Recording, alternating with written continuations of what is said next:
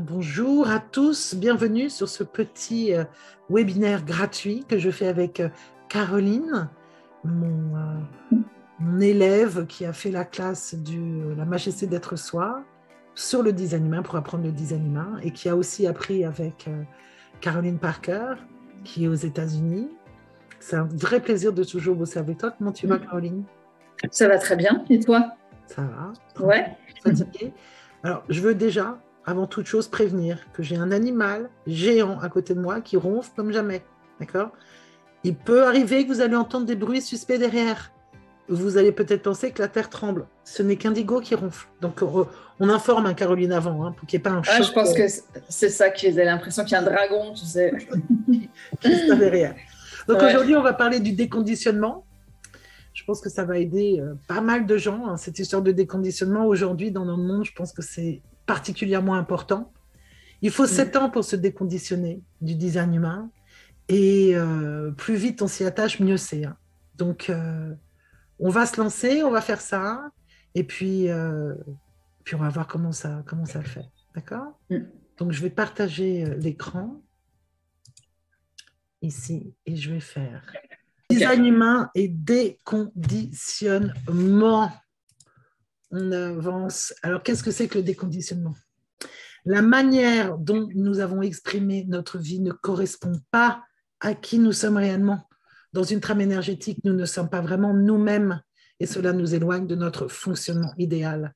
Alors, le conditionnement commence dès notre incarnation, dès notre vocation, même dans le ventre de notre maman.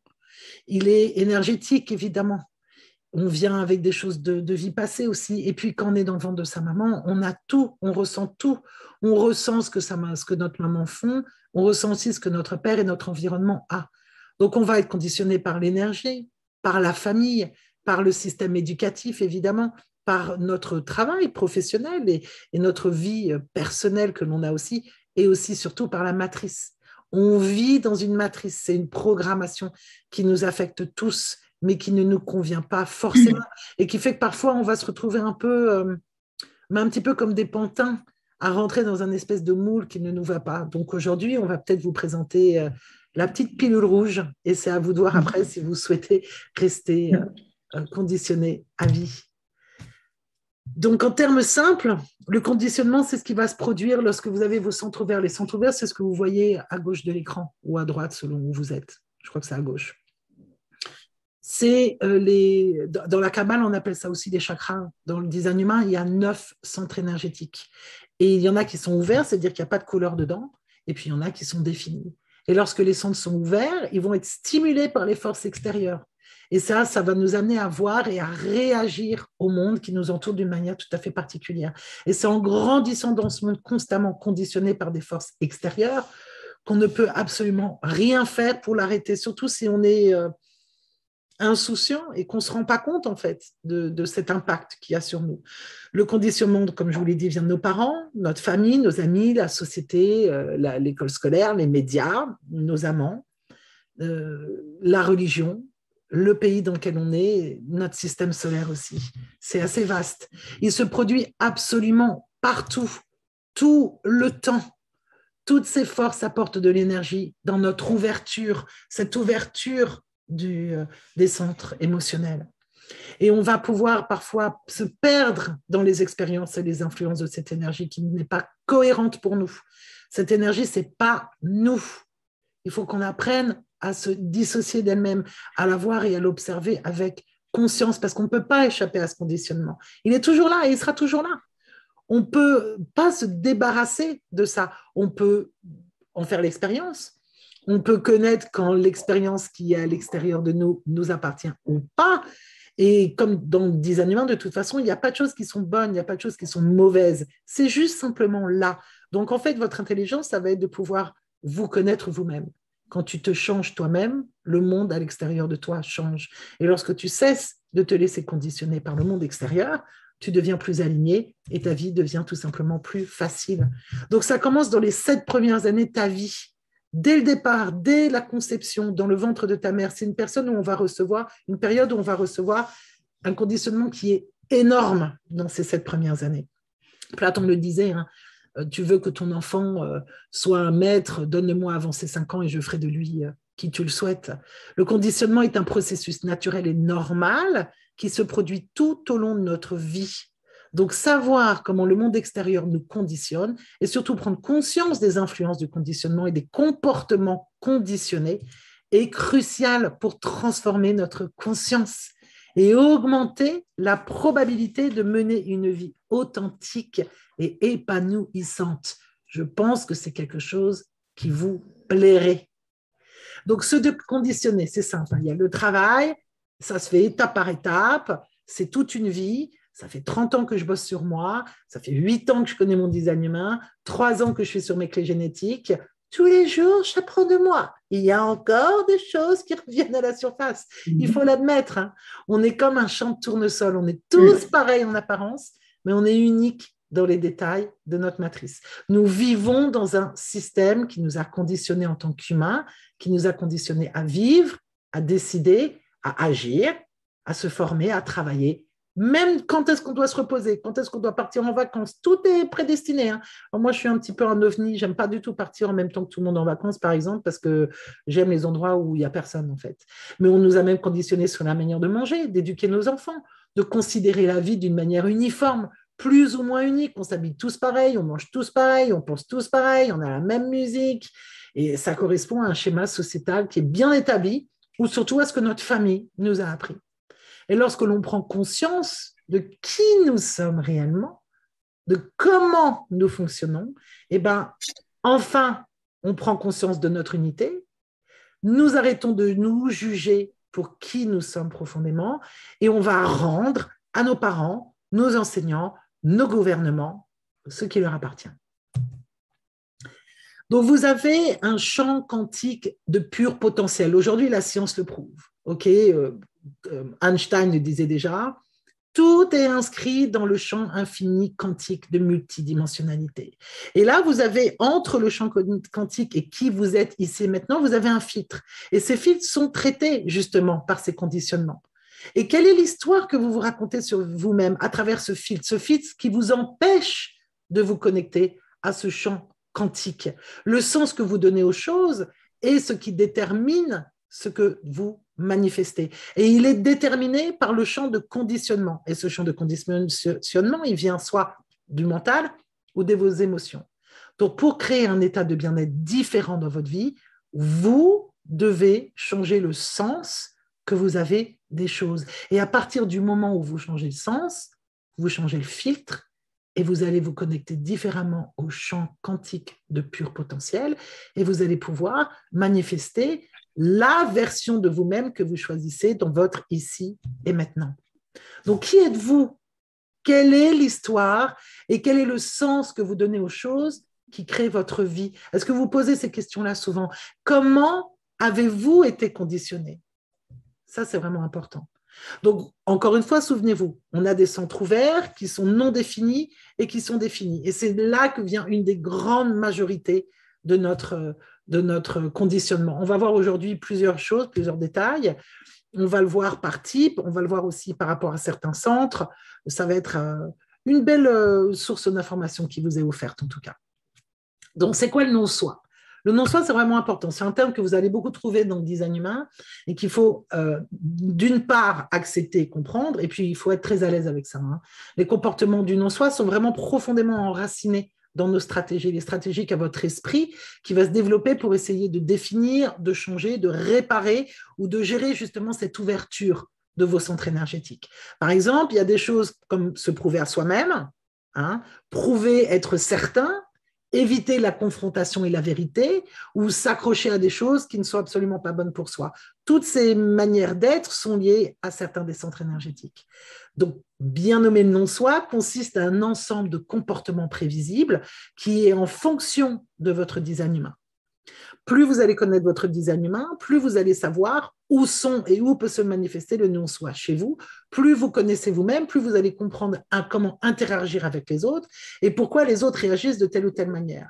Donc, ce qui peut arriver, c'est que le bavardage mental du non-soi peut surgir de l'ouverture et il va faire que vous allez vous éloigner de votre véritable moi. Et surtout, ce qui est dingue, c'est que vous allez vous identifier à ça. Vous allez carrément croire que c'est ce que vous êtes. Pourtant, vous n'êtes pas confortable avec ce non-soi. Toute chose qui vous rend compressé et inconfortable ne peut pas être liée à la vérité divine et à votre alignement. Donc, votre esprit non-soi peut mettre l'accent sur ce que vous pensez ou surtout ce que les autres pensent être le mieux pour vous. Et ensuite, votre esprit va prendre des décisions non-soi qui sont basées sur ces pensées. Chaque fois que vous prenez des décisions avec votre esprit conditionné, vous perdez le contact avec votre véritable moi. Lorsque vous vivez votre vie en dehors du conditionnement du non-soi, sur la base de ce vers quoi votre esprit est attiré, tiré et conditionné, en d'autres termes, ce qui n'est pas vous, vos décisions ne seront pas en accord avec votre conception humaine, avec votre design humain. Lorsque vous prenez des décisions en raison d'une énergie extérieure qui n'est pas cohérente avec la vôtre, ni en alignement avec l'énergie qui vous est propre, cela peut être la source de beaucoup de frustration, d'amertume, de déception et de colère dans votre vie selon vos thèmes. Donc, en d'autres termes, votre esprit peut développer un dialogue interne inhabituel en se comparant aux autres et aux attentes extérieures, ce qui peut vous amener à vous tourmenter sur ce que vous devriez faire ou sur qui vous préfériez être. Le dialogue interne de votre esprit peut alors vous amener à prendre des décisions basées sur l'énergie incohérente présente dans votre ouverture. Et là, vous voyez le non-soi en action. Et ce qui est intéressant, c'est que quand vous apprenez ça, vous pouvez aussi voir le non-soi en action chez les autres. Et vous n'allez pas à les juger. Donc là, je vous donne un exemple, par exemple, des centres non définis et définis. Donc, il y a toujours un potentiel de devoir. Cette histoire de « je dois faire ». Donc, je devrais trouver une solution. Je devrais savoir quoi faire. C'est quand vous avez le non-soi de la couronne qui est activé. Alors, ça, c'est quand vos centres sont définis ou indéfinis, hein. Peu importe, c'est-à-dire que quand c'est indéfini, c'est vous devez savoir quoi faire et je dois trouver une solution, c'est souvent lorsque vous avez la couronne définie. Je devrais avoir une opinion, je devrais être sûr de, c'est quand l'ajna est dans le non-soi. La gorge au milieu, c'est je devrais parler plus fort pour qu'on me remarque, je dois combler le silence, ça c'est totalement le non-soi d'une gorge non définie. Je devrais savoir qui je suis, je devrais savoir où je vais, je devrais être plus adaptable. Ça, c'est le non-soi de votre centre d'identité. Même quand votre centre d'identité est aligné, ou il est défini, avec de la couleur, vous pouvez parfois vous comporter comme un centre d'identité non aligné. Le cœur, le vouloir, je devrais être plus motivé, je devrais juste me poser, m'installer, je devrais m'expliquer pour prouver qui je suis. Le sacral, ce petit carré au milieu, je ne devrais pas être fatigué. Je devrais faire ça. La rate à gauche, je devrais me sentir concernée aussi. La rate a 7 peurs. Chacune des portes qui sont activées de la 48 à la 18 ont un potentiel intuitif très fort. Et à chaque fois que cette intuition est activée, il y a une peur qui est activée. Je ne vais pas toutes les définir aujourd'hui, mais c'est le cas. Et donc, vous avez une de ces peurs plus le devrait qui va rentrer en place. J'ai peur du futur, je ne devrais pas faire ça. Je devrais me sentir mieux. Le centre du plexus solaire de l'émotionnel à droite, je devrais me sentir comme ça ou d'une autre manière, je devrais savoir ce que je ressens, je devrais adresser ce problème. Et la racine, je devrais me dépêcher, je devrais y remédier. Combien de fois par jour vous dites « je devrais » ?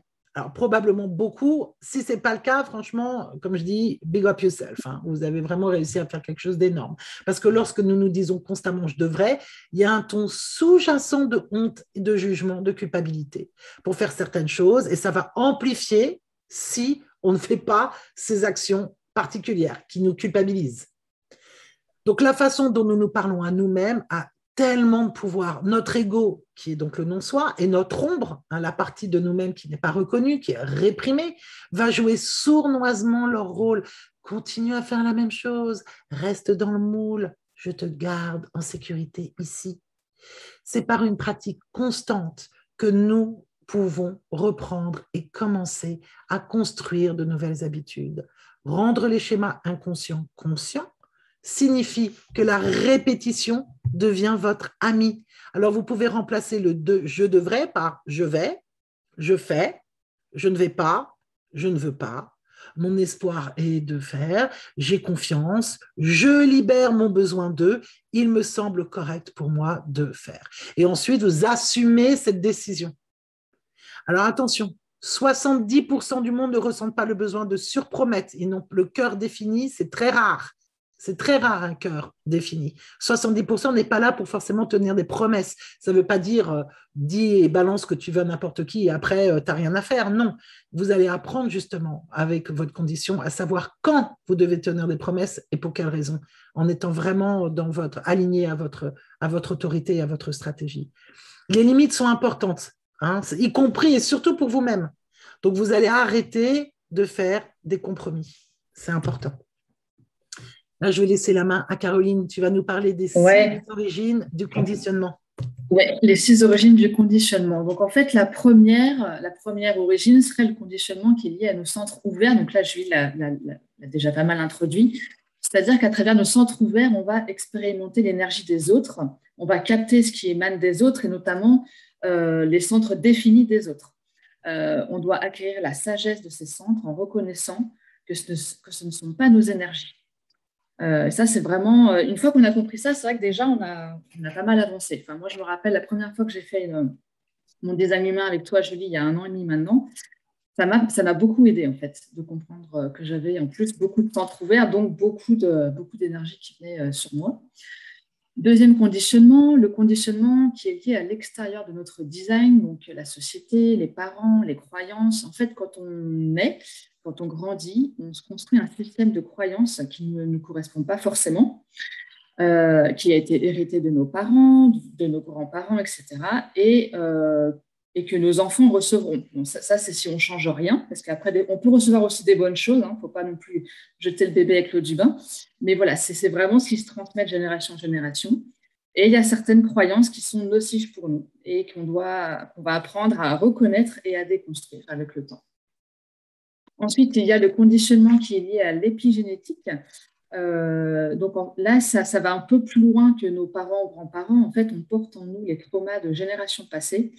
Par exemple, alors là, c'est vraiment quelque chose que tout le monde connaît, mais par exemple, le viol en fait, de générations de femmes, en fait, nous, on le porte et justement, je trouve, Julie, je ne sais pas si tu es d'accord, mais que depuis on va dire 10-20 ans, il y a beaucoup de travail de guérison là-dessus. Enfin, je trouve que c'est un exemple assez parlant. En tout cas, pour moi, ça l'est. Il y a le conditionnement lié à nos expériences de vie. Donc là, c'est vraiment lié à nous-mêmes, en fait, tout ce qu'on va expérimenter dans notre vie. D'ailleurs, on expérimente aussi beaucoup de choses par le non-soi et on s'aperçoit avec les années, en fait, qu'on a fait des choses par devoir, pour plaire à quelqu'un, un professeur, etc., à nos parents, en tout cas pour correspondre à un schéma. Et en fait, ces épreuves, en fait, nous apprennent à nous déconditionner avec le temps. On sait reconnaître ce qui ne nous a pas convenu. Et c'est stocké dans l'ajna. Le conditionnement lié au but de notre âme. Alors, quand nous nous incarnons sur Terre, notre âme est déjà porteuse d'expériences, de blessures, et on les revisite ici. Et on les revisite pour qu'elles soient transcendées. Et enfin, le conditionnement qui est lié à nos origines. J'ai juste mon truc qui cache, qui est lié à notre famille et à nos origines. On grandit en fait entouré de comportements et de croyances, les croyances de nos parents. Et les 7 premières années de notre vie vont activer les ombres, peuvent activer les ombres, en fait, ou les dons respectifs, ou les deux. Je pense que la plupart d'entre nous activent les deux. Hop, je décale ici. Donc, chaque type en design humain connaît un conditionnement spécifique, le générateur générateur, le projecteur et le réflecteur. On va les aborder dans les diapos suivantes. Nous pouvons être conditionnés aussi à travers chacun de nos centres ouverts, non définis, mais aussi nos centres définis. On peut être conditionné à travers nos canaux et nos portes. Voilà. Alors ici, on va beaucoup parler des conditionnements par type, mais on va aussi aborder un peu les autres conditionnements vers la fin du PowerPoint. Alors, on démarre par les générateurs. Alors là, j'avais essayé de mettre une citation la plus en lien avec le type. Donc là, je crois au destin, je crois que les gens ont tous les jours une possibilité de savoir quelle est la meilleure décision à prendre dans tout ce qu'ils font. Alors, le générateur, c'est un type qui doit répondre aux synchronicités que la vie lui amène. On va le voir plus tard. Donc, en tant que générateur, on a un sacral défini, donc on est souvent plein d'idées, plein d'énergie. On a sûrement été amené à manifester sans attendre dès que quelque chose nous traversait l'esprit. C'est un comportement qui a pu nous amener vers beaucoup de frustration, car en réalité, on rencontre beaucoup de résistance. On n'est pas fait pour initier. On a pu dire oui à des activités qui ne nous attiraient pas plus que ça, mais on l'a fait soit par devoir, alors qu'au fond, on savait que ce n'était pas pour nous. On n'a pas su poser nos limites à temps. On s'est forcé à terminer un projet qui ne nous satisfaisait pas. Et en fait, tous ces comportements nous fatiguent, même si on a un sacral défini, on peut se fatiguer, ou on s'ennuie, ou on peut être carrément dégoûté. On se focalise aussi en tant que générateur, c'est ça, c'est un travers, on peut se focaliser sur le résultat de notre engagement. C'est-à-dire qu'on choisit quelque chose parce que ça va nous amener ça à la fin. Alors, le générateur est plutôt fait pour vivre le processus et pour vivre l'expérience complètement. Donc, quand on se focalise trop sur la fin et sur le résultat, en fait, on ne voit plus les opportunités qui se présentent à nous et qui peuvent un petit peu aiguiller le projet de manière différente. On a pris, alors ça, c'est si on a une autorité émotionnelle, si on a le plexus solaire défini, on a pris une décision sans attendre la clarté émotionnelle et on a pu regretter certains choix qui ont été pris alors qu'on était en haut de notre vague émotionnelle, donc au moment où tout était super beau, super fun. Et on le regrette quand on arrive dans le bas de la vague et on regrette un peu notre choix. Ou on a pu aussi laisser notre mental diriger notre vie au lieu du sacral, c'est-à-dire le mental, on laisse le cerveau en fait en mode commande. Et là, du coup, la vie manque de fluidité parce que on n'est pas du tout, le générateur n'est pas fait pour être guidé par son mental et on le verra, aucun type n'est fait pour être dirigé par son mental. Donc, quand on n'est pas aligné avec notre vraie nature, en tant que générateur, on ressent de la frustration. Et si on est aligné, qu'on suit notre stratégie, notre autorité, on connaît la satisfaction. Alors, il y a certains groupes qui peuvent utiliser leur mental, mais c'est 1,5% de la population. C'est certains projecteurs. Et même quand c'est le mental, c'est une certaine manière de l'utiliser qui se fait avec des questions-réponses. Donc ça, si vous avez découvert votre design humain et que vous voyez que vous avez une autorité mentale ou projetée sur soi, vous pouvez prendre rendez-vous avec quelqu'un qui va vous expliquer ça plus en profondeur. Là, on fait vraiment les grandes lignes et tout est correct. Alors moi, vas-y, pardon. Ouais. Alors, le générateur, donc comme je confirme ce que j'ai dit juste avant, le générateur est là pour arrêter de foncer et se laisser interpeller par la vie. Alors là, je parle en connaissance de cause parce que moi, j'ai été une fonceuse. Mes profs me le disaient souvent. Alors, à chaque fois, en fait, le générateur, à chaque fois qu'il doit prendre une décision, il doit le faire en répondant avec son autorité, donc qui est soit sacrale pure, donc avec le ventre, avec une sensation viscérale, soit une sensation viscérale validée par la clarté émotionnelle. On ne doit pas forcément agir dès qu'on a une idée qui nous traverse qui nous traverse la tête. En fait, le générateur, il fait pour danser avec la vie. Et la vie lui amène tout ce qu'il faut en fait pour qu'il vive de manière correcte et de manière alignée. S'il n'y a rien qui se passe, c'est que ce n'est pas le bon timing. On doit attendre. Si on s'ennuie dans la vie, c'est qu'on n'est pas aligné. Alors, ça ne veut pas dire qu'il faut être tout le temps à fond, mais si vraiment on s'ennuie sur de longues périodes et qu'on fait un travail qui ne nous plaît pas et qu'en gros, on n'est pas j'allais dire émulsionné, mais bon, on n'est pas une mayonnaise non plus, mais si on n'est pas, si la vie ne nous permet pas de nous sentir enthousiastes, c'est qu'on n'est pas aligné. En tant que générateur, c'est important de pratiquer une activité qui nous procure du plaisir, au moins un petit peu chaque jour. Parce que, en fait, l'énergie s'active par le plaisir de la pratique. Et si on n'est que dans le devoir ou les obligations, on se sentira mal dans notre peau, en fait. Un générateur, il aura toujours de l'énergie, mais si elle n'est pas activée par le plaisir, à un moment donné, ça va s'étioler et on va vraiment vers beaucoup de frustration. La grande énergie du générateur a pu l'éloigner d'une certaine contemplation de lui-même, à être toujours dans l'action. On peut s'oublier, ne pas voir les signes que la vie nous offre pour opérer un virage. On peut avoir l'impression que la vie n'est qu'un tourbillon d'action et c'est important de prendre le temps de s'arrêter un peu chaque jour, que ce soit pour une marche introspective, une méditation, un bain, juste s'arrêter en fait pour laisser reposer les choses. Et puis, il y a le Ouais. manifesteur générateur. Je suis manifesteur générateur. Au lieu d'ajouter des années à la vie, rajoute de la vie à tes années.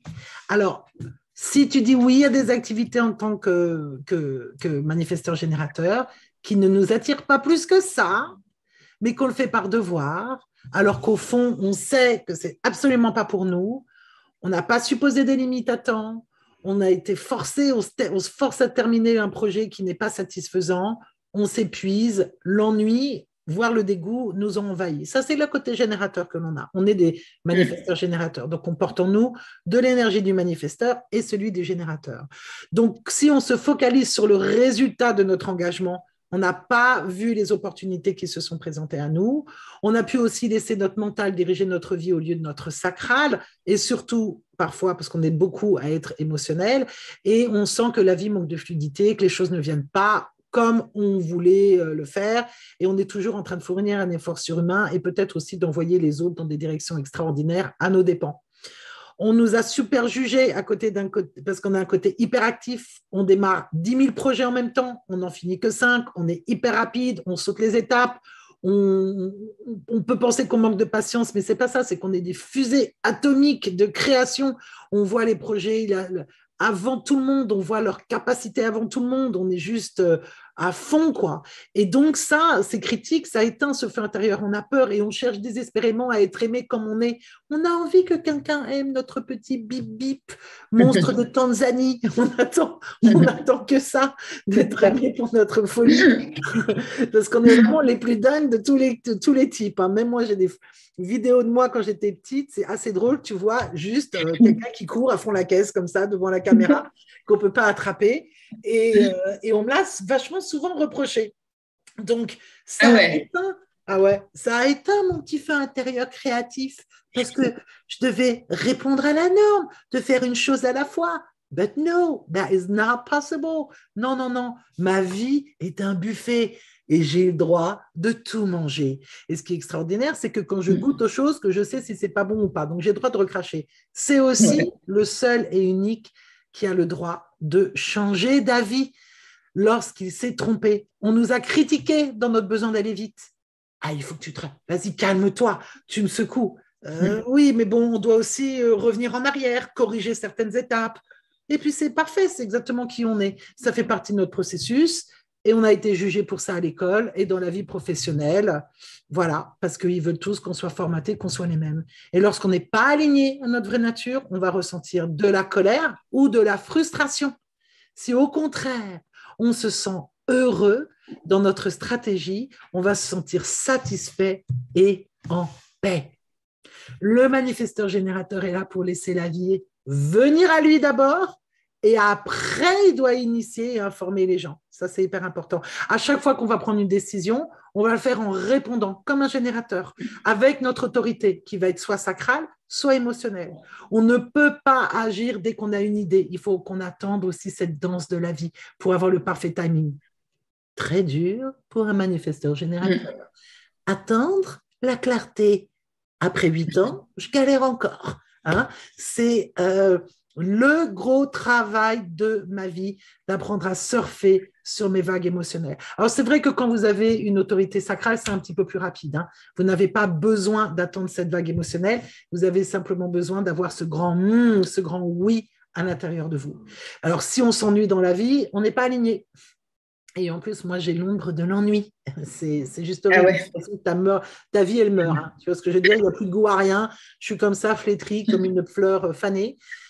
Donc, il faut pratiquer des activités qui me procurent le plaisir, au moins un peu chaque jour. C'est ce que je fais quand je vais me promener tous les jours dans la forêt. Mon énergie s'active par le plaisir de la pratique ou le plaisir d'aimer, tout simplement. Si vous n'êtes pas dans les devoirs et les obligations, bah, vous allez rester mal dans votre peau. Votre grande énergie a pu s'éloigner d'une certaine contemplation de vous-même, à être toujours dans l'action, on peut s'oublier, ne pas voir les signes que la vie nous offre pour opérer un virage, ça c'est très important. Si on a l'impression que la vie n'est qu'un tourbillon d'action, prenez le temps de vous arrêter un peu chaque jour, que ce soit pour une marche introspective ou contemplative, une méditation ou un bain. Je vous jure, c'est vrai. Pour les manifesteurs et les générateurs, les manifesteurs générateurs, pardon, il faut qu'on ralentisse. C'est difficile, hein, parce qu'on est des oufs, mais franchement, ça nous sauve la vie. Il faut aussi accepter notre énergie bouillonnante et autorisons-nous à arrêter une activité, un projet, si on sent qu'il n'est pas pour nous. On a le droit de goûter et de recracher, comme je vous l'ai déjà expliqué. Alors, les manifesteurs. Donc, les manifesteurs, les créateurs, les initiateurs, la meilleure façon de prédire l'avenir, c'est de le créer. Bah, moi, je trouve que ça correspond vachement bien aux manifesteurs. Carrément. Alors, donc le manifesteur, il a un véritable feu intérieur qui brûle en lui. Et en fait, ce feu, la famille, la société ou l'éducation ont pu vouloir que ce feu s'éteigne. Parce qu'en fait, un manifesteur, quand son feu il brûle, bah, c'est assez costaud.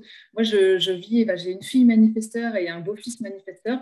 Et je le vois, en fait, je le vois vraiment tous les jours, hein. Le feu, quand il est là, waouh. Donc, en fait, il a tendance à éteindre son feu pour éviter d'être contrôlé ou rejeté, ou il a pu céder son pouvoir à d'autres parce que, en gros, il a pas, enfin, on lui a fait comprendre qu'il ne pouvait pas avoir autant de pouvoir. Ou alors, il a fait semblant de ne pas avoir de pouvoir. Un manifesteur, quand il n'est pas aligné dans le non-soi, il expérimente la colère, notamment quand il a été interrompu brutalement son flot créatif, quand on a essayé de le ralentir, de l'aider au mauvais moment, ou bien quand on l'a découragé. La colère, la colère, quand elle est là, si elle n'est pas transformée ou alors éliminée, en fait, c'est pas forcément le bon mot, c'est transformée ou transcendée. Elle peut être destructrice pour lui-même, le manifesteur, ou pour les autres qui sont autour de lui. Et en fait, cette colère-là, elle peut aussi se transformer en dépression latente ou une sorte d'abandon de la force intérieure. Et ça, moi, je l'ai vu chez une personne proche qui est manifesteur. Moi aussi. Ouais. Le manifesteur, il peut aussi vouloir se comporter comme un générateur parce qu'il ne faut pas oublier que le manifesteur, il n'y en a que 9% sur la planète et en tout, il y a à peu près 70% de générateurs et manifesteurs-générateurs. Donc, il peut être aussi très conditionné par le sacral défini que possèdent beaucoup de gens. Et en fait, il a envie d'avoir plein d'énergie tout le temps alors qu'il n'est pas du tout conçu comme ça. Alors, il aura de l'énergie, mais pas tout le temps. Le manifesteur, il peut attendre des signes extérieurs pour prendre une décision. Alors ça ne correspond pas forcément à son type manifesteur. Enfin, lui, il peut vraiment initier les choses, il n'est pas obligé d'attendre. Et le manifesteur a tendance à se sentir seul ou éloigné de la grande majorité des gens parce qu'il a un grand pouvoir et en fait, il y a beaucoup de manifesteurs qui ne réalisent jamais leur pouvoir ou alors où il y a quelque chose qui se fait qui ne sont pas reconnus. Et en fait, ils ne vivent pas forcément leur plein potentiel. Donc, quand un manifesteur il est désaligné, il ressent vraiment de la colère. Et en fait, le manifesteur a beaucoup d'énergie. Même s'il n'a pas de sacral défini, il a une énorme énergie autour de lui. Et voilà. Et quand la colère, elle est là, elle peut être très puissante et franchement, on peut la sentir. Enfin, moi, je la sens quand... Ah oui. Ouais. Puis ça a une aura qui repousse et qui dit j'ai pas besoin de toi, rien à faire, alors que en dessous de cette énorme énergie, de ce feu, de cette flamme qui initie les choses, ce sont des gens qui ont profondément besoin qu'on prenne soin d'eux parce que justement ils n'ont pas ce sacral et en plus eux ils doivent le demander, ils doivent initier, ils doivent pas avoir peur à dire vas-y prends-moi dans tes bras ou quoi ou qu'est-ce parce que l'autre en face il est tellement impressionné par le rat du manifesteur qu'il va dire ah ouais mais non mais en fait il n'a pas besoin de nous et ça donc c'est colère ou dépression qui peut montrer que vous n'êtes pas aligné lorsque vous êtes un manifesteur. C'est ça. Donc le manifesteur est là pour laisser son feu intérieur créatif brûler. Il peut avoir la croyance que les gens l'impactent, alors qu'en réalité, c'est vraiment le manifesteur qui va impacter les autres. Il a besoin d'espace autour de lui, d'une liberté d'action, mais comme tu dis, Julie, il faut la demander. Le manifesteur est le seul type qui peut initier les choses sans attendre. La seule chose qu'il a à faire pour fluidifier ses relations est d'informer. En fait, il doit informer de ce qu'il va faire. Il doit informer les gens et l'entourage qui va être impacté par ce qu'il a envie de faire. Mais par contre, souvent, il grandit en ayant peur d'informer parce qu'il a peur d'être contrôlé ou il a peur qu'on l'empêche de faire ce qu'il a à faire, alors que non. En fait, c'est juste qu'il informe et les gens savent en fait où est-ce qu'il va mettre son flot créatif. Son pouvoir est très puissant et on a pu lui faire croire qu'il était faible et qu'on pouvait lui marcher dessus. Ça, je l'ai aussi vu autour de moi. Ce pouvoir naturel en lui a pu attends, ce pouvoir naturel en toi a pu laisser penser à ton entourage que tu étais aussi capable de travailler comme un fou ou une folle, tu pouvais accomplir une foule d'exploits, mais il n'en est rien. Alors, ça ne veut pas dire qu'il n'y a aucune énergie et que les manifesteurs sont des loques, hein. Mais Non, c'est non. juste qu'en fait, voilà, c'est juste qu'en fait, voilà, ils n'ont pas cette énergie dans la durabilité comme un générateur. C'est-à-dire qu'il va être à fond pendant un moment, mais il devra vraiment accepter son temps de repos. Il devra vraiment reconnaître que quand trop, c'est trop. Le manifesteur est là pour initier, démarrer les choses, les projets, mais bien souvent, il n'est pas fait pour les exécuter jusqu'au bout. Donc, en fait, c'est quelqu'un dans le monde professionnel qui va vraiment être là pour démarrer. Il aura plein d'idées pour démarrer les choses. Et le mieux, c'est qu'il soit entouré de personnes qui vont pouvoir assumer en fait, l'exécution à long terme. Le repos pour le manifesteur est essentiel. Il faut vraiment qu'il apprenne à se reposer. Tant pis si autour de lui, on lui dit « Ouais, t'arrives pas à tenir la cadence. » Non, non, c'est pas grave. Ça, c'est peut-être les générateurs qui parlent, mais le manifesteur, il doit vraiment apprendre à se reposer. C'est essentiel pour lui. Lorsque le manifesteur ressent de la colère, il cherche à l'exprimer. Il faut qu'il cherche à l'exprimer de manière saine. Donc, moi, là, ce sont mes idées que j'ai mis, mais après, chacun peut trouver ses trucs. Mais ça peut être marcher, chanter, crier, faire du sport.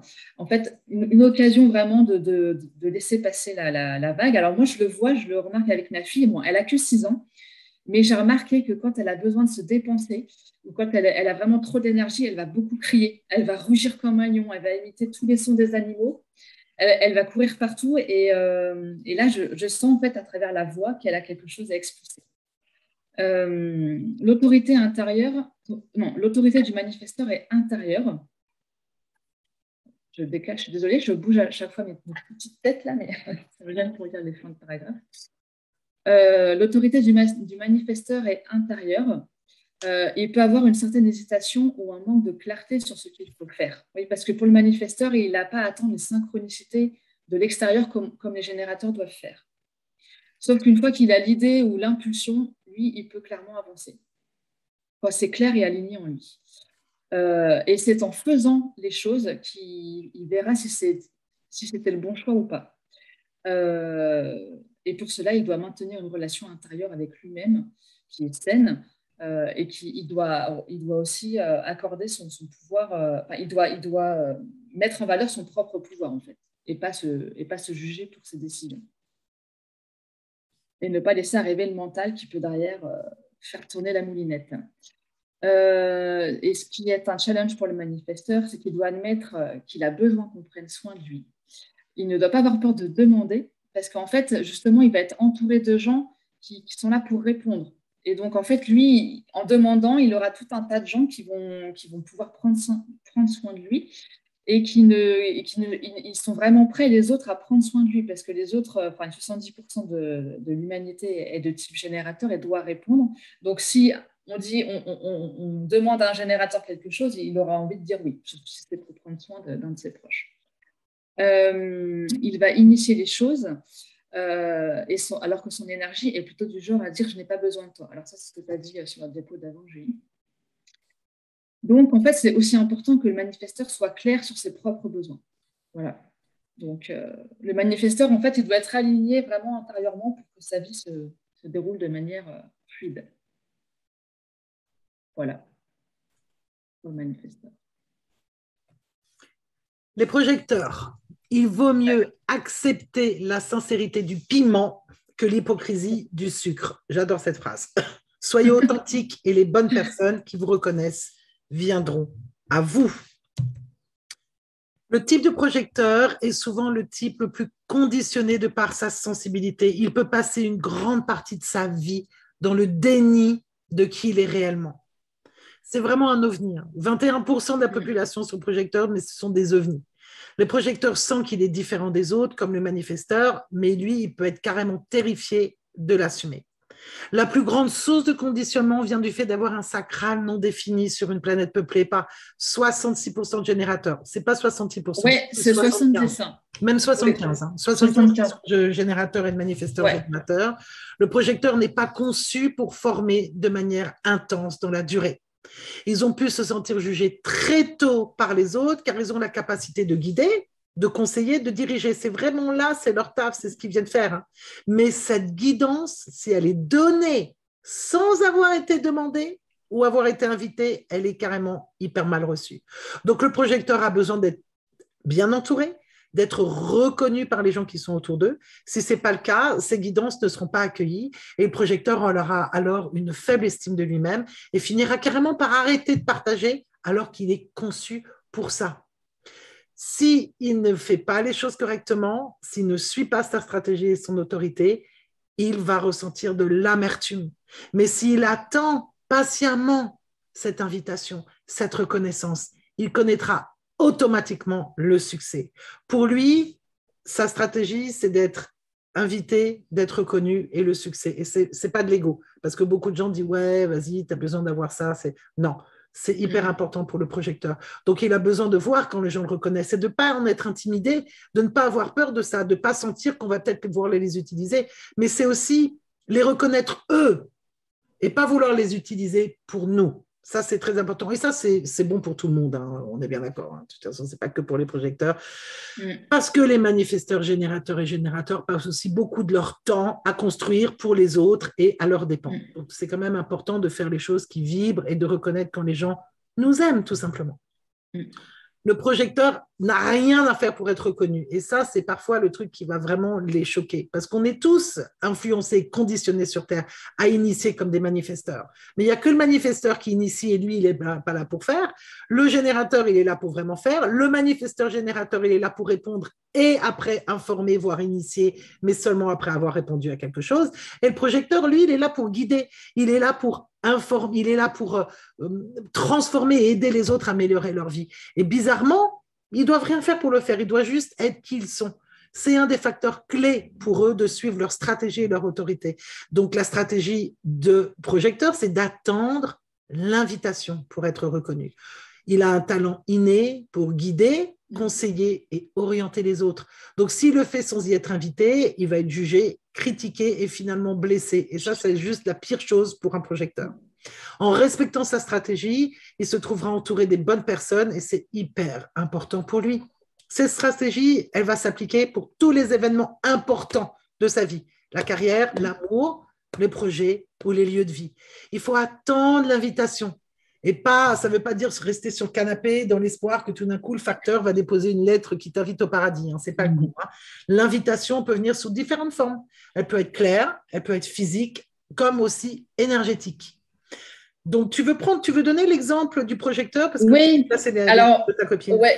Alors, en fait, c'est une personne que je connais et en fait, qui est professeure de français en Allemagne, donc là, depuis 15 ans. Son père est pasteur, son grand-père est pasteur, donc il y a une vraie histoire familiale là-dessus. Alors, elle est pratiquante, mais elle ne pensait pas devenir pasteur, sachant qu'on peut être pasteur et une femme. Et en fait, la ville, parce que je l'ai vu cet été, elle m'a clairement raconté, la ville a invité 3 fois pour devenir pasteur. Alors, à chaque fois, il y a des trucs, parce que bon, pour être pasteur en Allemagne, c'est un master, je crois que c'est 5 ans d'études, elle doit apprendre l'hébreu, le grec, l'araméen, enfin, voilà, c'est beaucoup, beaucoup de boulot. Et en fait, à la 3e invitation, elle a dit, c'est bon, je vais le faire. Et en fait, elle s'éclate, elle change de vie, vraiment, et dans 1 an, elle a fini. Ah bah c'est génial. Et c'est vraiment son truc. Ouais, c'est super. Voilà, donc ça, pour ça moi, brille, elle va briller, elle va déchirer, parce que oui. si en plus on l'a invitée à faire ça et qu'elle suit et qu'elle est heureuse, parce que la chose la plus importante pour le projecteur, c'est de faire ce qu'ils aiment. Parce que quand ils font ce qu'ils aiment, c'est vraiment le mot du projecteur, c'est une lumière qui sort de l'intérieur et qui irradie et tout le monde les voit. Donc je pense qu'elle va être super en tant que pasteur. Hein. Franchement. En plus, elle a la porte 51. Donc là, bon, on est sur une diapo un peu petit, mais elle va choquer les gens. C'est ça. C'est ça. Alors, son énergie n'est pas illimitée et ils doivent poser des limites pour ne pas s'épuiser. En famille, ils doivent demander de l'aide dans les tâches ménagères et la gestion des enfants. Il n'y a pas de souci à avoir une nounou, à avoir une femme de ménage ou juste demander tout simplement les enfants à aider dans la maison. Au travail, ils ne sont pas conçus pour travailler 8 heures par tous les jours de la semaine, mais plutôt faire un travail qui va générer des ventes passives, qui va lui laisser le temps pour se ressourcer. Son environnement physique est important. Ça doit ressembler à un cocon. Une pièce, un jardin, un endroit où il sait qu'il peut absolument se ressourcer est important. Au moins, pouvoir avoir son espace à lui ou à elle serait juste génial. Un endroit où il peut aller se sentir lovey-dovey. Son sommeil est très important. Comme le manifesteur et comme le réflecteur, il doit éviter de se coucher épuisé. Il n'y a que les personnes comme les générateurs et le manifesteur, générateur, wouh, wouh. Nous, on peut aller au lit, on s'écroule en mode étoile, on se réveille tout frais, tout flamme. Si vous faites ça et que vous êtes projecteur, manifesteur ou réflecteur, vous allez vous réveiller crevé. C'est important de prendre un petit peu de temps avant pour vous enlever justement tout le conditionnement énergétique que vous avez pris dans la journée des gens qui vous entourent. Dormir seul est aussi hyper recommandé. Votre nourriture doit être de qualité et légère parce que ce sont des êtres sensibles, ils sont sensibles à l'environnement, mais aussi fragiles au niveau digestif. Donc, de la même manière où ils sont sensibles aux énergies à l'extérieur, ils sont sensibles aussi à ce qu'ils consomment. C'est hyper important. Le réflecteur sourit à celui qui pleure, ignore celui qui te critique et sois heureux avec ceux qui sont importants pour toi. Alors là, on le verra, en fait, les réflecteurs, ils ont besoin vraiment d'être dans un environnement super top pour eux. Parce qu'en fait, ils reflètent toutes les énergies des autres. Les réflecteurs ont tous les centres ouverts. C'est 1% de la population seulement. C'est un type hyper rare. Et voilà, donc eux, ils ont vraiment besoin d'être, on va le voir après, mais ils ont vraiment besoin d'être bien entourés avec les bonnes personnes au bon endroit, au bon moment. Donc, comme je disais, le réflecteur est un type rare, 1%. Il a un fonctionnement unique puisque aucun de ses centres n'est défini. Chacun de ses centres peut être conditionné par les autres. Ils captent constamment l'énergie des autres. Ils peuvent avoir beaucoup de mal à se reconnaître, à se connaître, se reconnaître. Ils peuvent s'identifier totalement à l'autre, même si cette relation n'est pas saine. Donc là, ils ont des grosses sources de conditionnement. Ils paraissent influençables et peuvent être perçus comme n'ayant pas d'identité, ce qui a pu les blesser profondément dans l'enfance et dans leur jeunesse. Comme les projecteurs, leur niveau énergétique n'est pas soutenant. Ils ont pu tenter de vivre comme un générateur toute leur vie, qui leur a apporté de la frustration et de la dépréciation. Leur stratégie est unique. En fait, ils doivent attendre un cycle lunaire pour prendre une décision. Alors, bien sûr, c'est sûr que ce n'est pas forcément possible pour toutes les décisions, mais il faut vraiment, en tout cas, le temps est vraiment un allié pour eux. Et un temps plutôt long, hein, on est plutôt sur 26 jours. Pour eux, décider dans l'instant, sous la pression, ça va complètement à l'encontre de leur envie de lenteur et de leur alignement. Du coup. Et en fait, s'ils ont pu agir vite pour être comme les autres, ça a pu les conduire à beaucoup de déceptions. Le bien-être d'un réflecteur dépend quasi entièrement de son environnement. Si ce dernier n'est pas le bon, il peut se sentir mal, déprimé et croire que cela vient de lui. Il va se culpabiliser, essayer à tout prix d'aller mieux alors que le problème vient de l'extérieur. Voilà, donc ça, c'est vraiment important, et notamment pour les enfants réflecteurs du coup, qui ne peuvent pas décider de où ils vivent, avec qui ils vivent, à l'école, etc. Si en tant que parent, vous avez un enfant réflecteur, c'est vraiment important de le faire parler et de répondre autant que possible à ses besoins. Donc, de l'observer. Ouais. Un enfant oui. réflecteur qui est malheureux est dans un environnement qui ne lui convient pas. C'est aussi simple que ça. Ouais. Donc, en fait, quand un réflecteur n'est pas aligné avec sa vraie nature, il va ressentir de la déception. Et s'il suit sa stratégie, son autorité, il sera surpris. Enfin, oui, il sera agréablement surpris.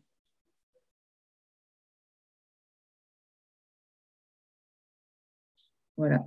Donc, le réflecteur a besoin de comprendre qu'il reflète le monde. C'est vraiment un miroir. Donc, il a une ouverture totale qui fait de lui un être très différent des autres. C'est un miroir de son environnement, de l'humanité au sens large. Il peut se sentir très, très déçu parce qu'en fait, il sent du coup tout le potentiel des gens qui est en face de lui. Et bien sûr, on n'exprime pas tous tout le temps notre plein potentiel. Et donc, il peut être souvent, lui, déçu en fait parce que les gens font de leur potentiel. Et bien souvent, il va expérimenter le fait d'être plutôt une éponge qu'un miroir. Alors ça vaut pour tous les gens. Alors, le réflecteur, c'est sûr, mais il y a aussi beaucoup de gens qui ont peu de centres définis. Donc, on est 1 centre, 2 centres, 3 centres, voire même 4 centres définis. En fait, voilà, dès qu'on a beaucoup de centres non définis ouverts, il faut vraiment apprendre à devenir un miroir et pas une éponge. Le réflecteur doit prendre conscience de sa stratégie, de son autorité, donc attendre un cycle lunaire, et il doit comprendre que le temps est hyper important pour lui, vraiment hyper important. Alors, ce qu'il peut faire, c'est tenir un journal lunaire qui va lui permettre de comprendre comment il évolue au cours des 28 jours. Ils ont besoin d'être écoutés parce que eux, c'est en parlant en fait qu'ils vont ressentir ils vont ressentir en parlant si leur décision va être bonne ou pas et comment ils vont pouvoir affiner leur décision. le réflecteur a besoin de se retrouver dans un espace à lui où il pourra relarguer toutes les énergies qu'il aura captées de son environnement. Parce que lui, il va forcément en capter, hein, ça c'est sûr, et beaucoup. La solitude peut lui être très bénéfique, mais quand je dis solitude, ce n'est pas l'isolement, ce n'est pas pareil. Et lorsqu'il est bien entouré, le réflecteur va se sentir bien. Il pourra rayonner toute sa belle énergie. Et en fait, évidemment, s'il est bien entouré, qu'il perçoit de la bonne énergie, en fait, ce qui va refléter par son nom sera forcément beau. Voilà. Et le danger du réflecteur, c'est qu'il reste trop longtemps avec les mauvaises personnes ou mauvais endroits. Parce qu'en fait, le danger pour le réflecteur, c'est qu'il va penser qu'il est l'autre, alors que non. Mais il va le savoir vite parce qu'il va se sentir comme Ouais. une merde. Ah oui, c'est Donc, à ça. partir du Ouais. moment où un réflecteur ne se sent pas bien, c'est qu'il est mal entouré. Et c'est pour ça aussi que Ouais. le réflecteur reste très souvent avec son équipe, avec sa tribu, avec sa famille. Ils ne vont Ouais. pas changer beaucoup de lieu. Quand ils sont confortables, ils sont là pour s'installer. Et si vous Mm. connaissez un réflecteur, si vous en avez un dans votre vie, vous avez une chance incroyable. C'est Mm. le baromètre de votre vie, de votre famille. Observez-les et ils seront. Mm. N'oubliez pas qu'ils sont un miroir. OK? Et s'ils vont mal, prenez la responsabilité de ce que vous dégagez. Parce que nous sommes tous ici pour être dans des relations d'échange. Et nous devons prendre soin de ceux qui nous montrent qui on est. Et ce sont nos Mm. baromètres, en fait. C'est vraiment des gens d'une rareté et c'est un vrai don, un vrai cadeau pour nous de les avoir dans notre vie. Petit réflecteur. Ouais, j'en Donc connais là, pas. trucs et astuces. Moi, j'en ai deux comme clientes. Et c'est Ouais. des êtres vraiment super. Trucs et astuces. Vas-y, ma poulette. Alors, chaque type en design humain a sa propre stratégie. Donc, le générateur, c'est répondre. Le manifesteur, il doit Initié. informer. Initier et informer, ouais. Le manifesteur générateur, il répond avant d'initier. Le projecteur, il attend l'invitation. Et le réflecteur, il attend un cycle luminaire. Donc, en fait, c'est vraiment important de respecter sa stratégie, comme on l'a vu avant. Tant qu'on n'a pas fait l'expérience de notre design humain, en fait, le processus de déconditionnement n'a pas vraiment commencé parce qu'on ne vit pas notre propre vérité. Donc, initier, répondre, attendre la reconnaissance et l'invitation, l'écoute de notre stratégie est la manière la plus importante de soutenir notre processus de déconditionnement et de commencer réellement ce processus. Donc, on va apprendre à se connaître par notre stratégie et la vie va se dérouler sans résistance. Et alors ça, moi, je peux en témoigner vraiment parce qu'en tant que générateur, j'ai vraiment, enfin, jusqu'à il y a peu, hein, je pense que j'essayais de vivre comme un manifesteur avec l'énergie du générateur, mais j'essayais d'initier à fond. Ah, il y en a beaucoup qui font ça. Et ouais. Et bien oui, parce que l'énergie est là, donc nous, on a envie d'y aller. Au Puis on est taquet, allez, formé vas-y. et on est Et oui, conditionné par la société. Vas-y, ouais, fonce, quand tu veux quelque c'est chose, ça. c'est toi qui dois initier, etc. Et ça, c'est pas du tout comme ça pour tout le monde. C'est ça, ouais. Donc, c'est important que chaque type en design humain ralentisse. En fait, c'est vraiment important. Le temps est important pour tout le monde et chacun doit vraiment ralentir. À chaque fois qu'on a l'impression qu'on n'a pas beaucoup de temps ou qu'on doit travailler plus fort, plus vite, en fait, c'est le moment idéal pour s'arrêter, pour arrêter ce qu'on fait, ce qu'on était en train de faire et prendre de profondes respirations. Il y a une étude qui a été publiée par la Société japonaise d'hypertension, a montré que le fait de prendre 6 respirations profondes pendant 30 secondes permettait de faire baisser la tension artérielle des participants. Alors, il y a d'autres techniques comme ça, comme la cohérence cardiaque, qui est pas mal. Et alors moi, c'est quelque chose que je fais, j'en parle juste là en 10 secondes. C'est la respiration de Wim Hof. Je ne sais pas si tu connais, Julie, mais vous pouvez chercher Wim Hof, W-I-M, plus loin H-O-2-F. Vous verrez, c'est hyper intéressant. Donc, il ne s'agit pas juste de prendre une seule respiration profonde, mais au moins 6 respirations. Vraiment remplir ses poumons autant que possible. Se concentrer sur notre respiration, sur notre ventre, sur l'air qui passe à travers nos poumons. En fait, il faut vraiment briser délibérément le schéma conditionné qui consiste à toujours vouloir faire, forcer la vie. Et en fait, voilà, revenir dans l'instant présent, parce que c'est ça le but, hein, c'est vraiment revenir dans l'instant présent avec la respiration. Quand on a un sacral défini, qu'on a un sacral défini ou non, en fait, ralentir nous permet de prendre conscience de l'instant présent et de ne pas se jeter dans tout et n'importe quoi. Un sacral non défini doit avoir des temps seuls pour se vider des énergies emmagasinées qui l'épuisent à la longue. Alors ça, je dirais même que quelqu'un qui a aussi beaucoup de centres ouverts, qui va beaucoup absorber aussi, c'est important de se retrouver seul. Oui, et c'est ce qu'on Ouais, apprend aussi avec les clés génétiques, c'est la contemplation. ouais, C'est apprendre ouais. quand vous vous rendez compte que vous êtes pas, que vous êtes dans le non-soi ou que vous Mm, êtes conditionné par quelqu'un. Le simple fait de prendre une pause et de prendre mm, conscience que vous êtes sous influence, entre guillemets, le mm, simple fait de faire moi, je fais ça avec mes clients, je leur dis, du matin jusqu'au soir, tu fais sonner ton téléphone pour que toutes les 3 heures, tu fasses une pause de 3 minutes. La mm. respiration, évidemment, c'est extraordinaire parce que ça calme les pensées qui ont cette emprise sur Ouais. nous. Et le simple fait de contempler et de prendre conscience de quelque chose le fait disparaître. Donc ça, c'est vraiment un super conseil, hein. Donc, chaque type en design humain a sa propre manière de dormir. Donc, la quatrième façon de nous aider à nous déconditionner, c'est la façon dont on dort. Donc, si on est un manifesteur, projecteur ou réflecteur, donc on a un sacral non défini, et qu'on dort avec un partenaire, en fait, notamment si ce dernier a le sacral défini, nuit après nuit, on va être profondément conditionné parce qu'on va capter en fait pendant toute la nuit l'énergie de notre partenaire qui a ce sacral défini, sachant qu'on peut être on peut être un couple avec deux sacrales non définis. Et quand on est couché à l'horizontale, en fait, le corps devient plus ouvert, il est plus exposé au conditionnement, et on n'a pas la capacité d'utiliser consciemment notre esprit pour créer des limites. Et donc, lorsqu'on dort, notre subconscient est ouvert, notre énergie est ouverte et notre aura absorbe les éléments de notre environnement. Les générateurs et générateurs manifesteurs doivent utiliser leurs énergies et se vider pour bien dormir. En fait, ils doivent vraiment vider complètement leur sacral.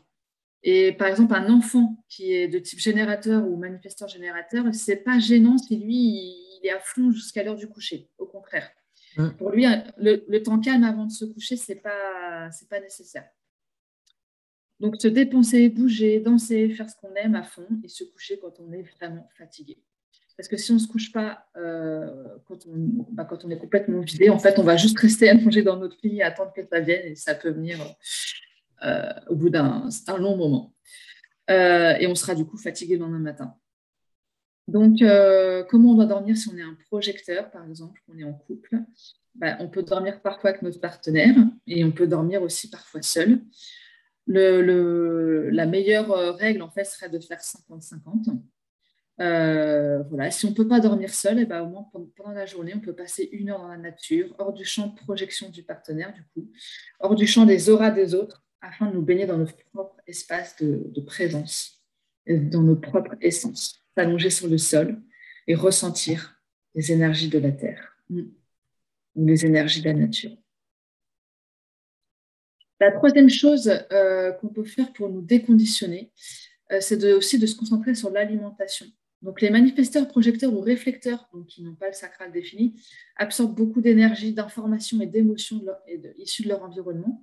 Ça inclut la nourriture, et donc la nourriture peut avoir un impact important sur leur système. Ils ont un système digestif qui est plus sensible que les autres. Alors là, il y a un petit paragraphe sur le fait de dormir, et je pense que c'est une petit copier-coller qui va pas avec. Ouais, voilà. Mais bon, en fait, c'est pas très grave. En fait, quand on n'a pas un sacral défini, c'est aussi important, du coup, au niveau de la nourriture, de manger un peu plus léger que les types générateurs et manifesteurs-générateurs, comme eux, ils ont un fort niveau d'énergie et qui sont là pour construire, ils ont aussi besoin d'une nourriture consistante. Ils vont avoir une digestion un peu plus rapide, un peu plus facile. Et je vais me permettre de dire un truc un petit peu indiscret. Vas-y. Ouais. Mais moi, je constate que quand j'ai une relation sexuelle épanouie, je maigris très vite aussi en tant que manifesteur générateur. Donc, voilà. Hein, c'est vraiment, c'est vrai, hein, parce que. Mais tu crois, mais moi aussi, hein. Faut dire ce qui est. Hein. C'est du sport. Et non, mais franchement, quand je me dépense, c'est un truc de ouf. Voilà. Je voulais dire ça ou pas ça. Clair. Non, mais c'est un truc bien raison. Qui est clair. Non, mais c'est important de parler de sexualité. Oui, absolument. Ouais, voilà. Donc, en fait, au niveau alimentaire, au niveau digestif, ça peut être aussi un baromètre par rapport à notre niveau d'énergie. Donc, sentir comment va notre digestion. en fait, notre digestion peut être un baromètre de comment on se sent en ce moment. D'ailleurs, j'ai appris quelque chose il y a quelques années, mais quand on dit comment ça va, en fait, c'est une expression tirée du Moyen-Âge et la phrase complète, c'est comment ça va à la selle. Ah, c'est intéressant. Et ouais, c'est intéressant. Comment tu fais caca? Écoute. Voilà. Eh ben ouais. Eh ouais. T'imagines, tu demandes ça aux prochaines personnes qui viennent dans ta life et tout. Salut, ça va toi? Et ton caca? Tu sais?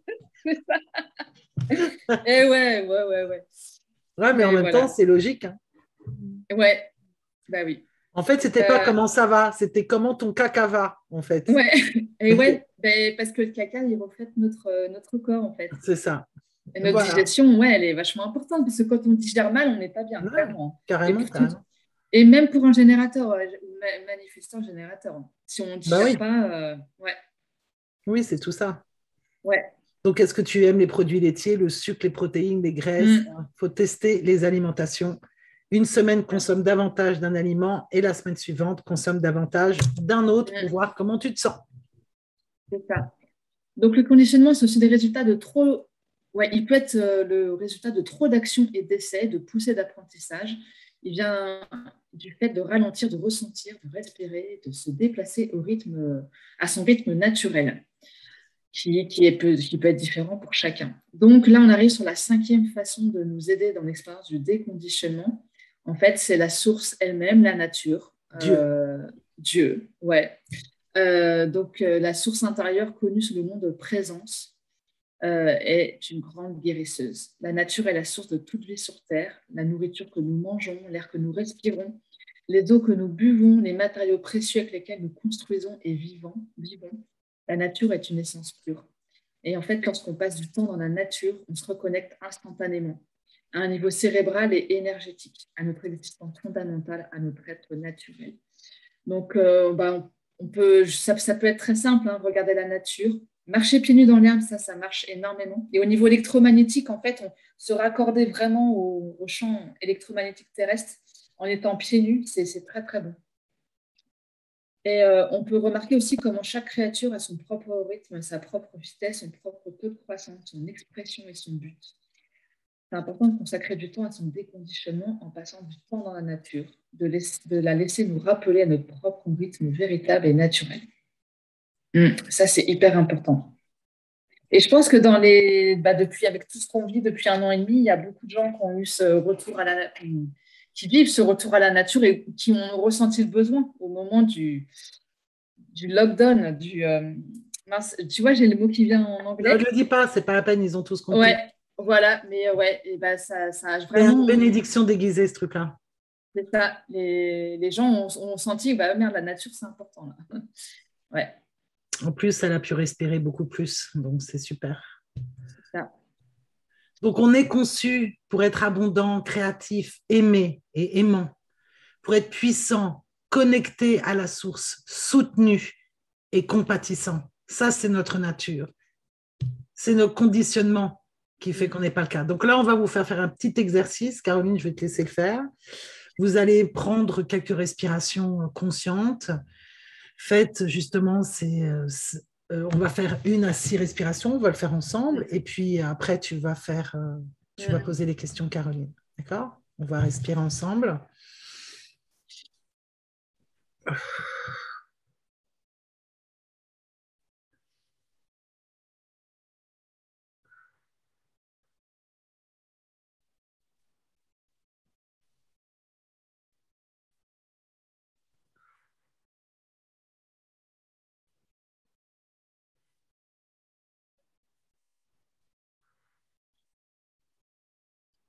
Si vous êtes prêts, en fait, je vais poser des questions et vous devrez un peu vous auto-noter entre 1 et 10 sur différents points qu'on va aborder, qu'on appelle les clés de résilience.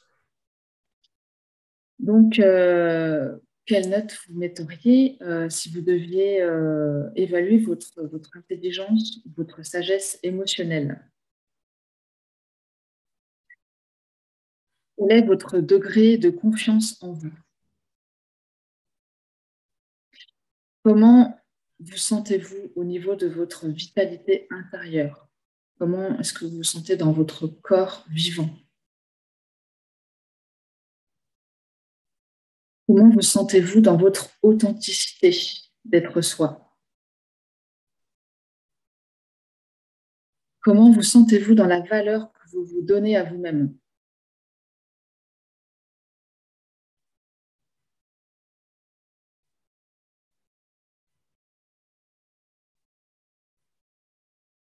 En fait, tous ces chiffres que vous allez enfin poser, c'est juste pour que vous en preniez vous-même confiance et conscience surtout, et que vous voyez où est-ce que vous avez peut-être un peu de travail à faire, de contemplation, d'acceptation. Si vous avez en tout moins de 5, vous n'êtes vraiment pas du tout aligné, hein. C'est quand même pas mal d'avoir des multiples de 10. En tout cas, à partir de 7, 8, 9, ça commence à être intéressant. Si vous avez mis entre 1 et 5, c'est que vous êtes dans le non-soi. Ça donne une échelle de valeur sur le travail qu'on a à faire. Donc là, on va parler des archétypes et du déconditionnement par rapport aux archétypes. Donc l'archétype, c'est quoi? C'est une idée, un symbole, un modèle. C'est un type de personnage dans une histoire. Chacun d'entre nous vit sa propre histoire, qui est composée des archétypes de notre tableau dans le design humain. Par exemple, je suis rôle modèle ermite. Donc on peut voir quel est l'archétype du rôle modèle et de l'ermite. Et je dois vivre en congruence avec ça, en alignement avec mon archétype. Mais il y a aussi toutes sortes d'archétypes qui peuvent être du non-soi ou qui peuvent être conditionnés. On est plus heureux et plus abondant et surtout magique dans notre conscience actuelle lorsque nous créons en alignement avec l'expression la plus élevée des archétypes qui composent le soi authentique et notre schéma énergétique unique. C'est en quoi le design humain vous aide. Il vous fait comprendre qui vous êtes et comment vous fonctionnez. Il faut 7 ans, comme je vous ai déjà dit, pour se déconditionner. Si on s'engage pleinement, bien sûr. Si on fait vraiment le travail, bien sûr. Donc, vos défis, ça va être d'essayer de créer quelque chose que vous ne voulez pas vraiment et d'essayer de créer quelque chose d'une manière qui ne vous convient pas. Ce sont les choses qu'il va falloir changer, transmuter, améliorer et apprendre à reconnaître. Donc, ça veut dire quoi le déconditionnement? Parce que là, on parle de conditionnement, de tout ce qui se passe, mais il y a bien une technique, quelque chose qui va pouvoir nous libérer.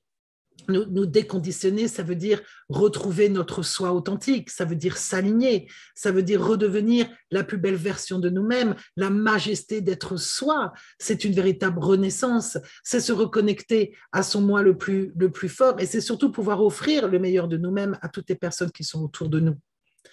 Donc, souvenez-vous, je vous ai expliqué tout à l'heure qu'il y avait un champ quantique de pur potentiel. Et là, vous avez votre design humain. Et votre design humain va vous apprendre à vivre dans votre ici et maintenant, à manifester dans le champ de pur potentiel votre haute expression. Au lieu de, parce qu'il y a la basse expression qui est dans le non-soi. Et la haute expression, c'est quand votre soi est aligné, il a été déconditionné. Et quand tout d'un coup, vous êtes véritablement aligné dans le plan matériel, tout se positionne et vous pouvez vivre une vie d'abondance sur tous les plans, physique, mental, émotionnel, spirituel. Et vous êtes là pour pouvoir manifester réellement qui vous êtes pour le bien de toute personne concernée. Plus vous apprenez votre design humain, plus vous êtes aligné avec votre design humain, plus vous comprenez comment vous faites et comment vous fonctionnez, plus les choses se mettent en place. Alors, il faut comprendre que quand vous allez découvrir votre non-soi, il va s'activer, il va vraiment s'activer. Ça s'appelle une petite crise de guérison, ça peut être fatal, mais c'est nécessaire. Et plus vous allez être conscient de celle-ci, plus vous allez le faire en toute conscience, plus vous allez kiffer, vous allez kiffer. Donc, on l'a dit tout à l'heure, il y a 9 clés de la résilience. La première, c'est sa capacité à s'aimer et à aimer les autres. La seconde, c'est l'autonomisation, la souveraineté. Puis vient le courage, la prise de décision, la sagesse émotionnelle. Alors, celle-là, elle est balèze, parce qu'on est encore dans une société où on est des autistes émotionnels. Et sans manquer de respect aux autistes qui sont peut-être encore moins dans ça. Donc, je devrais dire un autre mot. Peut-être, bon, on est à la masse d'un point de vue émotionnel. On a peur d'exprimer nos émotions, on a peur d'être ouvert, on a peur d'être transparent, on fuit pour ne pas ressentir les vagues émotionnelles des autres, on est en fuite totale. Mais il y a une mutation de 2027 qui arrive et qui fait qu'on rentre, justement, même les autistes nous montrent que nous devenons des êtres de plus en plus émotionnels, de plus en plus sensibles, de plus en plus transparents. Et cette sagesse émotionnelle, c'est apprendre à surfer sur les vagues, que ce soit les nôtres ou celles des autres, si vous avez un centre émotionnel qui n'est pas défini. La 6e clé de résilience, c'est la confiance en soi.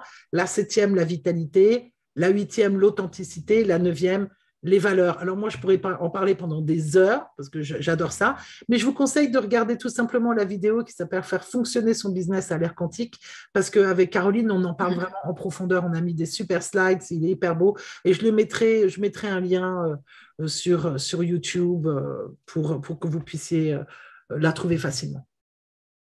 Là, je vais vous expliquer assez grosso modo. Tout à l'heure, on a parlé de tous les non-soi avec les types de manifesteurs, générateurs, projecteurs et réflecteurs. Il faut comprendre que tous les centres énergétiques ont aussi un non-soi.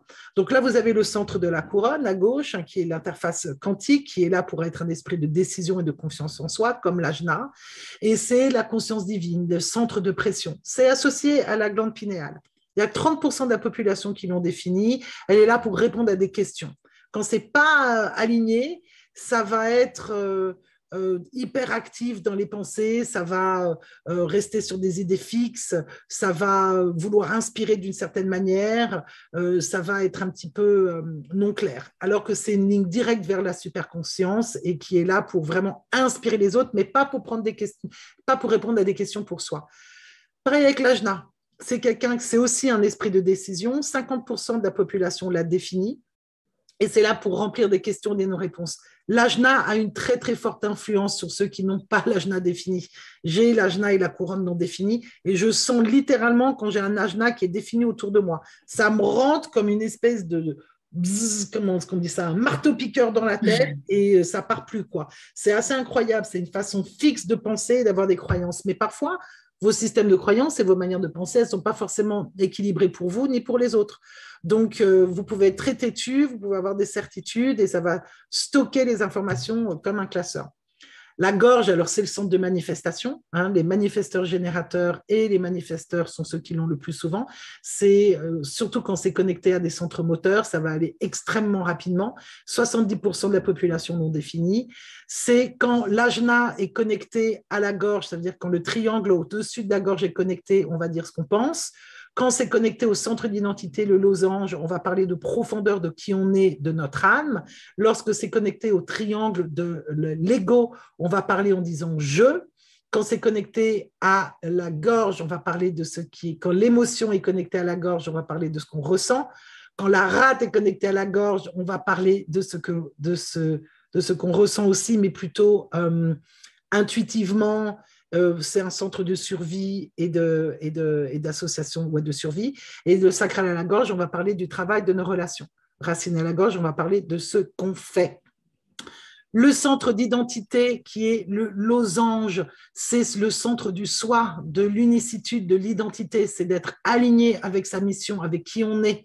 On va attirer vers soi les choses qui font partie du but de notre vie. 55% de la population l'ont défini.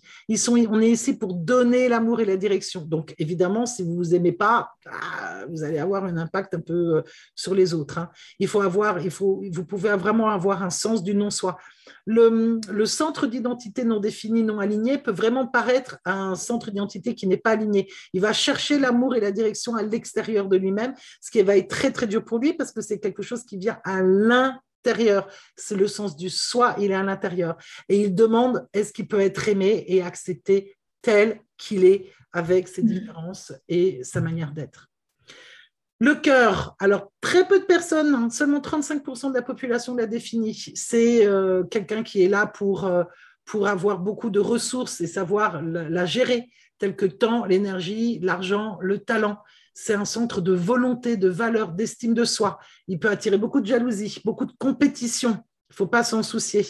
C'est quelqu'un qui a un accès constant à la volonté, mais qui doit aussi apprendre à se reposer. C'est quelqu'un qui, l'argent passif est très bien pour lorsque vous êtes aligné avec votre centre du soi défini.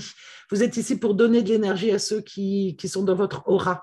Il faut faire attention avec vos promesses. Beaucoup, ceux qui ont le centre de l'ego défini doivent absolument tenir leurs promesses. Le sacral, 70% de la population l'a défini. Les générateurs et les manifesteurs générateurs. C'est conçu pour travailler, pour être dans l'action. C'est le sens de la vitalité, de la durabilité, de la sexualité et de la persévérance. C'est connecté aux organes reproducteurs. C'est surtout conçu pour attendre et répondre. Donc, il faut apprendre à ne pas laisser l'ajna ou la tête prendre des décisions et submerger le sacral. C'est conçu pour s'épuiser. C'est très important de pouvoir soutenir son activité. Un sacral qui n'est pas défini va mettre son énergie partout, n'importe comment, et va l'utiliser pour propulser les autres avant de se propulser soi-même. La rate, le centre intuitif de survie qui est associé au système lymphatique, 55% de la population a ce centre défini et est là pour s'exprimer dans l'instant présent. Il doit s'aligner avec le bon timing, l'immédiat, l'ici et maintenant. Il a une intuition et un instinct qui est très fort. Donc, quand il n'est pas aligné, il ne va pas écouter son instinct et surtout, il va être pris par les peurs de la survie. Il y en a 7 au total, la peur de ne pas être à la hauteur, la peur du futur, la peur du passé, la peur de ne pas pouvoir prendre soin des autres, la peur de l'échec, la peur du manque et la peur de ne pas être, de passer à côté de sa vie et la peur de ne pas être parfait. Plus les peurs sont activées, plus l'intuition est correcte. Le centre émotionnel, 50% de la population l'a défini. Ce sont des grosses vagues qu'il faut apprendre à surfer. C'est le centre de l'intelligence émotionnelle, des sentiments, des humeurs, de la sensibilité, de la créativité et de la conscience sociale. Elle a un énorme impact sur le reste de l'humanité. 50% de la population se prend la vague tsunami émotionnelle en pleine face et n'arrive pas forcément à la gérer. Donc, vous devez attendre impérativement la clarté émotionnelle pour prendre des décisions. Vous n'êtes pas conçu pour être spontané et pour prendre des décisions dans le maintenant. Apprenez à surfer sur vos vagues. Et si vous avez un centre émotionnel qui n'est pas défini, apprenez à ne pas prendre personnellement les émotions des autres et vous êtes un véritable cadeau pour ceux qui passent par leurs vagues parce que vous pouvez leur apprendre à se poser et à leur poser des questions oui, non, pour savoir où est-ce qu'ils se trouvent aujourd'hui. D'accord ? Ne soyez pas victime de la vague des autres et vous-même ne soyez pas victime de vos propres vagues. Devenez conscient et prenez soin de vous. C'est ça, toute la solution de l'intelligence émotionnelle. Le centre racine, 60% de la population l'est défini, c'est associé aux glandes surrénales. Donc, c'est vraiment un centre de pression, moteur de vitalité. Ça va être connecté à l'émotionnel, au sacral et à la rate, qui sont les 3 centres qui sont au-dessus du sacré, de la racine, pardon. Lorsqu'il est à l'émotion à droite, c'est lorsque l'humeur, la vague baisse ou devient faible, qu'on sait que notre énergie devient faible ou pas. Donc, ça travaille par pulsion aussi, de on and off, ça s'éteint et ça s'allume. Il faut aussi savoir qu'on a des moments où on a le droit de se poser, on a le droit d'être claqué, d'être vidé. Et c'est un moment où il faut pouvoir retrouver des choses pour ressourcer nos batteries. Lorsque la racine est au sacral, on va faire des choses lorsque les énergies de formation, donc toutes les énergies du racine sacrale, s'alignent. Et lorsqu'elles fonctionnent, ça va par pulsion. Et de racine à la rate, on sent quand le moment est venu, quand c'est l'intuition, quand on sent que c'est correct pour nous de faire les choses. Là, vous avez les définitions des centres non définis. Donc, chaque centre non défini en le nom soi et les questions que vous avez ici sont les questions que vous pouvez vous poser lorsque vous avez un centre qui n'est pas défini. La tête va penser à des choses qui n'ont pas d'importance. La tête qu'on appelle aussi couronne va penser à des choses qui n'ont pas d'importance, qui ne leur appartiennent pas, donc faire la part des choses. L'ajna va vouloir être certain. On rentre souvent dans des jeux d'ego et de vouloir avec les ajnas définis, surtout si l'ajna défini est têtu, donc il faut apprendre à dire oui, tu as raison, et à poser les armes, parce que là, c'est les jeux politiques pour moi, c'est les gros trucs de politique. La gorge non définie, elle essaie d'attirer l'attention, elle aime parler fort, et elle peut être un vrai moulin à paroles, alors que le pouvoir de la gorge ouverte, c'est dans le silence et d'attendre que les gens leur posent des questions. Le centre d'identité ouvert, c'est la fixation, on va chercher l'amour et la direction et l'intention à l'extérieur d'eux. Ils ont la capacité de savoir quand les gens autour d'eux sont alignés avec leur moi supérieur, leur direction et leur mission. Le cœur, le centre du cœur, a un sentiment d'indignité, de dévalorisation. Il va vouloir se justifier, prouver qu'il vaut quelque chose et rentrer en compétition avec les gens qui ont un centre du cœur défini. L'émotionnel va éviter la confrontation et la vérité, quitte à mentir à soi-même et aux autres pour surtout pas se prendre le tsunami émotionnel dans la face. C'est là qu'il est hyper important d'apprendre à être un miroir et non une éponge.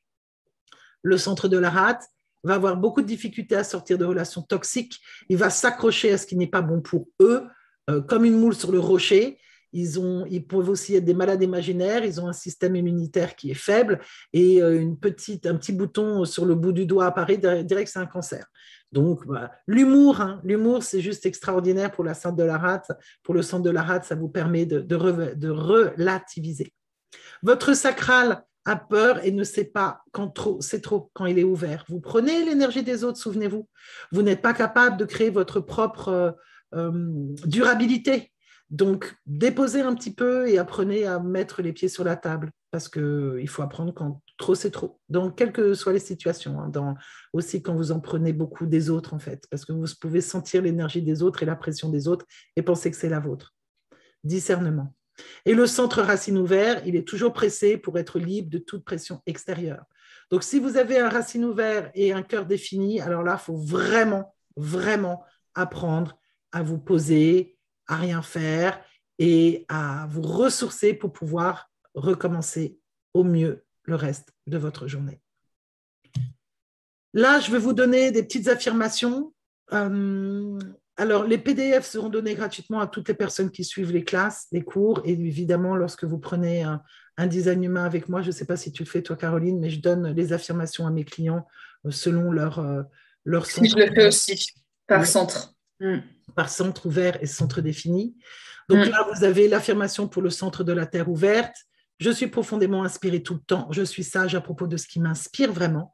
Je suis ma stratégie pour m'aider à décider ce que je dois faire. Les questions dans ma tête viennent des autres. Je n'ai pas à y répondre à toutes, seulement à celles qui m'intéressent vraiment.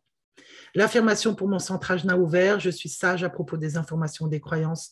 Mon cadeau est que je peux voir tous les nombreux côtés d'un problème et avoir de nombreuses compréhensions différentes qui sont fluides et qui changent tout le temps. Je n'ai pas à me décider, j'écris toujours les choses que je peux retenir. Je ne vais pas toutes les lire parce que sinon, voilà, on a encore pour 10 minutes. Moi, ce que je vous propose, si vous voulez les avoir gratuits, c'est simplement faire des photos d'écran de l'écran. Donc là, je vous laisse quelques secondes pour le faire ici. Puis vous pouvez mettre pause aussi. Et puis là, vous avez les affirmations pour le centre d'identité, le centre vouloir, du sacral, du plexus solaire, du splénique et de la racine qui sont ouvertes. Je n'ai pas mis les affirmations pour les centres qui sont définis parce qu'aujourd'hui, on parle de déconditionnement. Ah bah si, je les ai mis. Donc, voilà, les centres de l'affirmation. Quand vous êtes bien aligné, là, vous avez tous les centres définis et les alignements qui sont ici. Je couperai ça. Donc, une chose qui est claire, c'est qu'aujourd'hui, vous avez eu une petite introduction. Vous pouvez retrouver Caroline. Voilà son lien ici sur Linktree Caroline Scoey pour avoir une guidance avec elle ou en savoir plus. Et puis, sur mon Linktree, Dew Light, tout simplement, comme ça se prononce. Vous pouvez prendre rendez-vous avec moi. Vous pouvez avoir les classes gratuites. Vous pouvez avoir accès à mes cours. L'aventure d'une renaissance, la majesté d'être soi. C'est quand même assez extraordinaire de faire ce travail-là. Je ne sais pas si tu es là, Caroline, tu as l'air d'avoir disparu. Je ne te vois plus. Je crois que Caroline est partie. Donc vraiment, moi, je vous conseille, si vous cherchez ah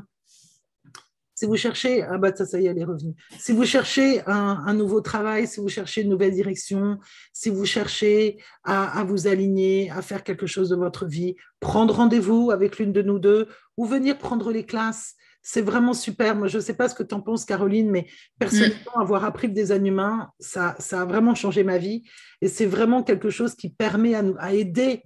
C'est une nouvelle carrière, comme je disais aussi. Il y a 30-40 ans, quand tu parlais du yoga aux autres, ils étaient là, ouais, c'est quoi? Est-ce que c'est vraiment fort? Maintenant, tout le monde en fait. Je peux vous garantir que le design humain, c'est le nouveau truc qui est en train d'exploser partout.